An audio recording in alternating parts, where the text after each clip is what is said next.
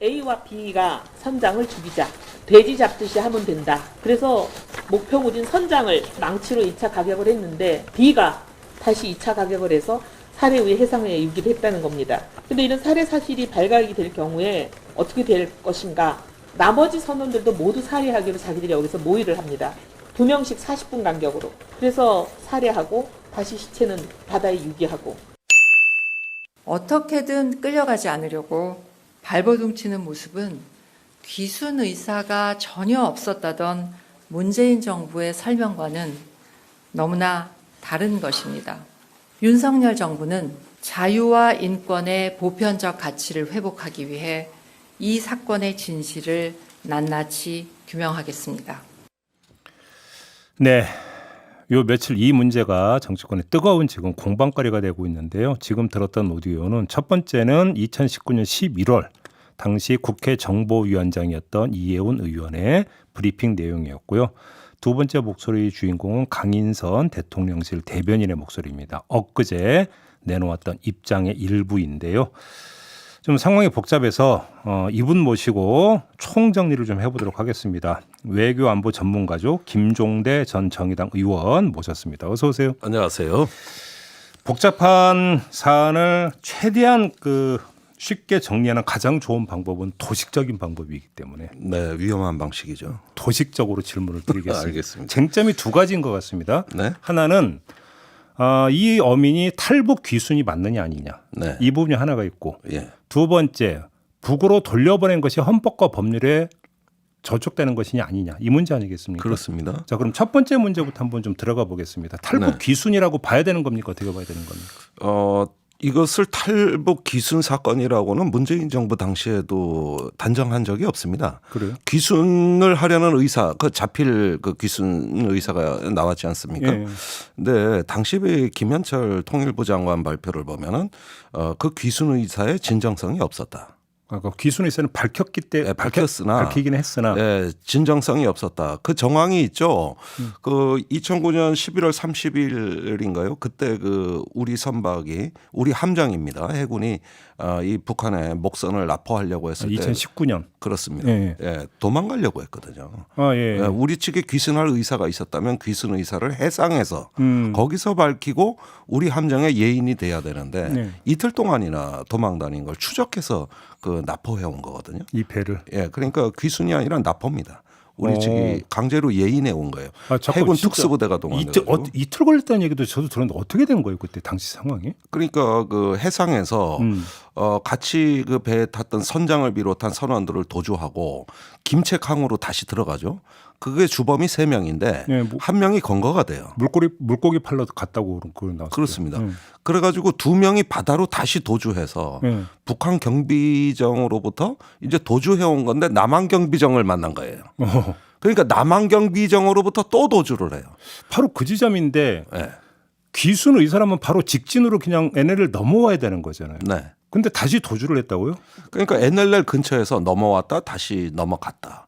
이거를 몇 번 반복하니까 이제 우리가 그 선박에 대해 가지고 11월 30일까지 그런 상황이 벌어지고 더 이상 방치하지 않고 해군이 추적해 가지고 납포해 온 거거든요. 네, 이렇게 보면은 남북한 경비정을 다 피해 다닌 거예요. 그렇게 봐야 된다. 네. 그럼 탈북이라고 보기도 힘들다라는 거겠네요. 그러면? 그러니까 탈북도 되고 탈남도 되고 이게 일단은 뭔가 특수한 상황, 즉 범죄로부터 어떤 도피라는 이런 어떤 요인들이 더 강하게 작용하고 귀순은 오히려 부차적이거나 어떤 자신들의 생존을 보장받기 위한 방편에 불과했다. 오히려 그래서 그렇게도- 나중에 합동신문 조사 과정에서 그 귀순 자필 서신을 작성합니다. 근데 당시 절차를 보니까 합동신문을 하려면은 귀순 의향서를 먼저 받아야 되더라고요. 이게 그런 절차예요. 예. 그러지 않으면은 합동신문 자체가 성립이 안 되게 돼 있거든요. 그러니까 선후 관계가 그렇게 됩니까? 예. 그래서 이거를 절차상 쓰게 하고 합동신문 조사가 들어간 거예요. 그런데 그 범죄 행각이 합동신문에서 다 드러나니까 이건 처음부터 귀순 의도가 있었던 것도 아니고 진정성이 없다. 이렇게 이제 우리 정부는 판단했던 거고 국회에 가서 보고를 한 것이죠. 그렇다면 이 자필 서명이 있다. 이것만으로 귀순자로 봐야 되느냐. 이런 점에서는 석연치 않은 점이 너무 많고 전후 맥락을 보면은 어떤 범죄로부터의 어떤 그 처벌 이것을 두려워한 나머지 일단은 어떤 안전 공간을 찾아서 도피하는 행각에 가깝다고 보여지는 것이죠. 그러면 통일부가 며칠 전에 이 북으로 돌려보내는 사진을 공개를 했고 네. 사진을 보면은 뭔가 안 가려고 발버둥 치는 장면이 나오잖아요. 예. 지금 정부는 이 사진을 근거로 귀순 의사를 분명히 밝혔음에도 불구하고 본인들의 의사와 반해서 북으로 돌려보낸 것 아니냐 이런 지금 판단을 깔고 있는 거 아닙니까? 네, 이건 어떻게 그렇습니다. 봐야 되는 겁니까? 그러니까 저도 사진 10장이 공개된 걸 보고 숨이 턱 막히더라고요. 아, 이게 정말 참혹하구나. 꼭 이렇게 했어야 됐을까. 예. 이 점에서는 정말 아쉽고 생각할 점이 많습니다. 예. 그런데 그 장면은 뭐냐면은 이제 두 명의 흉악범들이 자해 행위를 할지도 모르고 도주를 할지도 모르고 해서 특수 경찰들의 그 호의 속에 간 거예요. 이것도 뭐 오늘 아침에 조간 일부에서는 당시에 유엔사는 이렇게 하지 말라 그랬다. 결박을 풀으라 그랬다 그러지만은 매우 위험한 인물이고 어떤 그 폭력적인 자해 행위가 나올지도 모르는 상황에서 특수 경비를 쓴 거죠. 그래서 경찰이 그 호위를 해가니까 일단은 어떤 그 안대를 가리고 가고 포승을 해서 이 판문점까지 도착해가지고 거기서 이제 인계를 하는 과정이니까 이 과정 전체가 정상적인 어떤 그 표류어민 북송하는 어떤 그 사안이 아니고. 거의 뭐 어떤 그 중범죄자를 다루는 이런 어떤 양상으로 이게 전개가 되는 거고 예. 또 주저앉은 거나 이것도 두려움 때문이었다고 전 봐요. 이제 거기서부터는 그 북의 병들이 바로 인수하기 위해서 기다리고 있었기 때문에 이때는 체념 내지는 어떤 그 두려움 이런 감정들이 뒤섞여 있지 않았을까 추정이 됩니다. 알겠습니다. 그러면 지금 그 의원님께서 정리한 내용에서 좀 그 의아한 부분을 보니까 하나 좀 뽑아서 이야기를 하면 네. 그 동해상의 NLL에서 우리 그 경비정과 계속 밀당이라고 해야 됩니까? 아무튼 이게 예. 있어 이틀 동안 그게 이루어지잖아요. 네. 그러면 우리 경비정 입장에서 그냥 북으로 밀어내면 되는 거지. 굳이 납포할 이유가 있었을까요? 그러니까 저도 이것이 굳이 이렇게 그 범죄자라면 퇴거 조치를 하는 것이 맞지 않았느냐. 그리고 당시에 제가 국방위원이었어요. 그래서 그때 여름에 그 정경도 국방장관이 이제 국회 와서 설명을 하는데 동해 NLL에 하도 어선들이 많이 모여가지고 그때 해군이 이 사건 벌어지기 전에 네. 여름에 이미 북한 선백을 470여 회 퇴거 조치했다. 아. NLL에 월경하는 거를. 아. 그 정도로 어마어마한 작전이었어요. 아, 동해도 그렇군요. 서해만 네. 그런 게 아니라. 그런데 이걸 단 한 건의 사고도 없이 그 많은 작전 수행을 했다는데 제가 깜짝 놀랐거든요. 아니 그러면 더 의아한 게 그럼 그 전에는 다 밀어서 퇴거 조치인데 왜 이 배만 납포를 하냐고 그러면. 그러니까 그 해군 관계자 얘기를 들었는데 이건 뭐 최근에 들은 얘기입니다만 당시 이 배는 어떻게 된 거냐. 그러니까 넘어왔다 넘어갔다 이렇게 깐죽거렸다는 표현을 쓰더라고. 약간의 좀 해군들 쓰는 용어입니다. 예. 그래서 이틀을 그걸 갖다가 지켜보고 특수정보로 심상치 않은 상황이 벌어졌고. 아, SI 그 SI. 특수정보 예. 간청 자료입니다. 예, 뭐 북한도 난리가 났을 거 아니에요. 김책시에서부터 그 건거되고 사람이 죽었다는 게 발표되고 그러니까 저놈들 잡아라 이랬을 거고 도주하고 이 상황으로 쭉 이어지는데 이게 특수정보에 거의 다 노출이 돼서 그래가지고 이 상황의 심각성을 인지하고 있었고 그런데 그 배가 알고 있었다니까 이틀 동안 뭐 왔다 갔다 하는 다 알고 있었고 알고 있었다 그때. 예. 그리고 심지어는 넘어오기 전에 이미 이걸 귀순자로 봐야 되냐 범죄 도피자로 봐야 되냐 이런 부분들을 해가지고 북한하고 당시에 직통 통신이 안 돼서 중국 대사관을 통해 가지고 북에 인계하라는 이야기도 하자. 잠깐만. 이런 이야기까지 나왔다는 거예요. 중국 대사관과 주중 북한 대사관 말씀하시는 겁니까? 그러니까 한국에 있는 중국 대사관 여기를 통해서 북한의 어떤 연락선이 닿는지 니들이 대신 북한에 좀 이거를 타진해 달라는지 뭐 메시지를 보낸다 이런 이야기까지 나왔다. 그때 당시에. 예.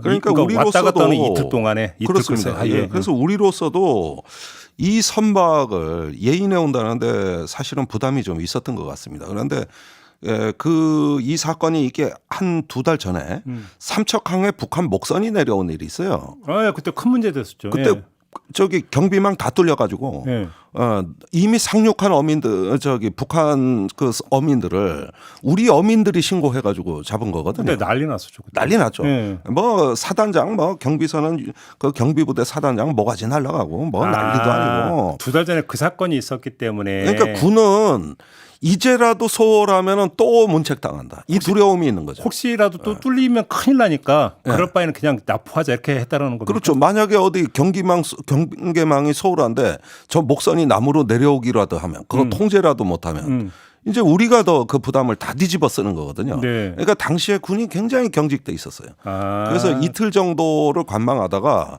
저거 납포해버려 이렇게 된 거죠. 그래서 납포까지 갔다. 원칙대로 해 이렇게 네. 된 거죠. 경위는 알겠습니다. 아무튼 그러면 지금 의원님의 그 정리에 따르면 이 사람들이 자진 탈북이라고 보기도 어렵고 네. 두 번째 어떤 그 탈북 의향서를 썼지만 그것도 진정성이 담긴 거라고 보기도 힘들다 이 말씀이신 거잖아요. 정리라면. 예. 그러면 이게 헌법과 법률에 저촉되느냐 아니냐 그럼 둘째 문제다 이렇게 되는 겁니까 얘기? 그러니까 헌법과 법률은 또 다른 문제인데 네. 흉악범이라 하더라도 우리 국민 아니냐. 대한민국 헌법 3조가 살아있다. 이런 주장이 있거든요. 근데 헌법 4조도 있어요. 3조야 대한민국과 부속도서가 이제 그 한반도와 부속도서가 대한민국이라 하지만 4조에는 평화적 통일을 그 촉진한다고 돼 있거든요. 그러니까 그 통일의 동반자가 북한이란 말이에요.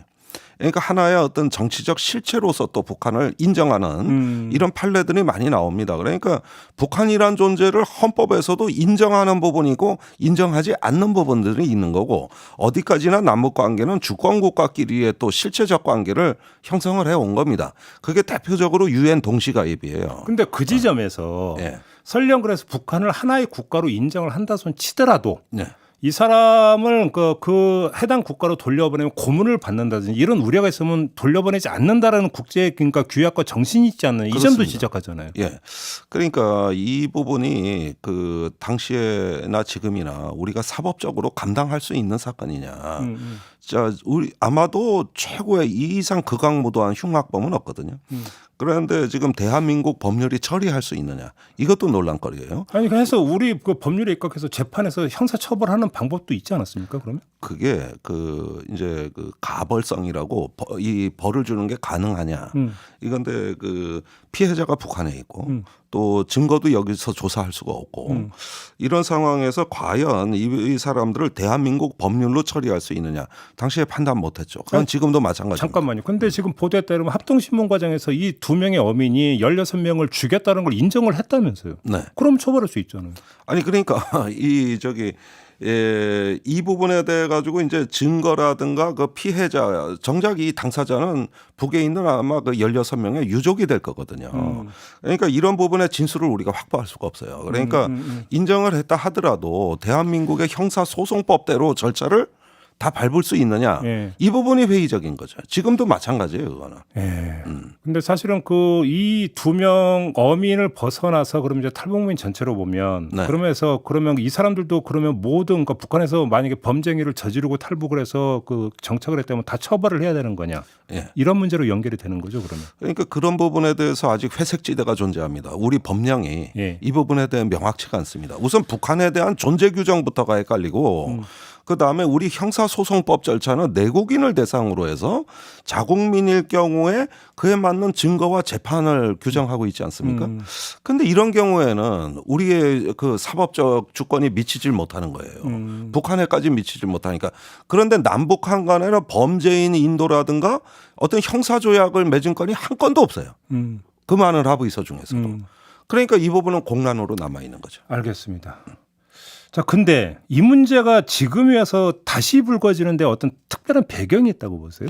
예, 지금에 와서 그것도 윤석열 정부에서 그 중에서도 왜 지금이냐. 근데 저는 최근에 서해 공무원 피격 사건의 진상규명이 교착 상태로 가고 그 다음 순서로 준비했던 의제가 바로 이 건이었고 예고된 어떤 윤석열 대통령이 수순이다. 그 전에 언급한 적이 있었죠. 있었습니다. 예. 예. 그래서 항상 소문으로는 들리고 있었고 또 검찰 특수부 출신들이 국정원 등 정부의 요직에 대거 진출하면서 이제 벌이는 과거 특수부 시절의 어떤 그 공안 적인 어떤 접근, 이제 어떤 공안이 주가 되고 어떤 특수부가 먼저 고발이라든가 또 언론의 어떤 충격적인 사실을 터뜨려서 이렇게 그걸 법조 기자들이 속된 말로 당 모기죽이라고 한다 그럽니다. 그러니까 기사거리를 뿌려주는 거죠. 예.